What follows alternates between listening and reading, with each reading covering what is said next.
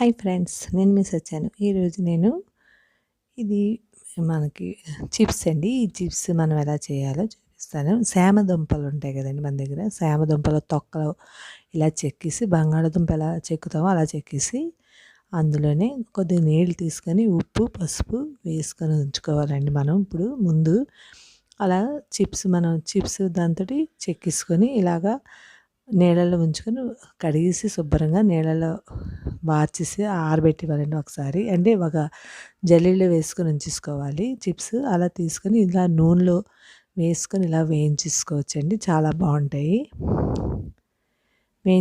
అన్నీ వేయించేసుకొని ఒక గిన్నెలో వేసుకొని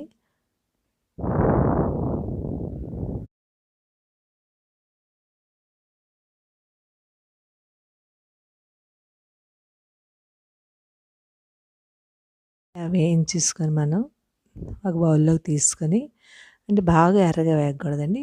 కానీ నూనెలో వేసాక ఒక నిమిషం ఉంచాలి, వెంటనే కలపకండి. అప్పుడు కింద మీద మధ్య మధ్యలో కలుపుతూ ఉండాలి. చిప్స్ ఎలా వేయించుకుంటాం అలాగే వేయించుకోవాలి. ఇది వేయించుకున్నాక అందులోకి మనం చిన్న పంచదార, ఉప్పు, కారము, ఉప్పు, పసుపు, చాట్ మసాలా, గరం మసాలా కొద్దిగా వేసుకొని అన్నీ బాగా కలిపేసుకొని మనం అందులో వేసుకోవాలండి. చిప్స్లో వేసుకుంటే చాలా బాగుంటాయి, చాలా టేస్టీగా కూడా ఉంటాయి. లాస్ట్లో చిన్న పంచదార కూడా వేసుకోండి. చిన్న అర స్పూన్ పంచదార చాలు, ఎక్కువ వద్దు. అంటే స్వీట్గా కొద్దిగా అక్కడక్కడ స్వీట్గా తగులుతాయి. అది శుభ్రంగా బాగా కలిపేసుకొని ఇలా చిప్స్ కారం అంతా బాగా కలిపి ఇలా చేతితో కలిపేసుకోవాలండి. మనం కలిపేసుకొని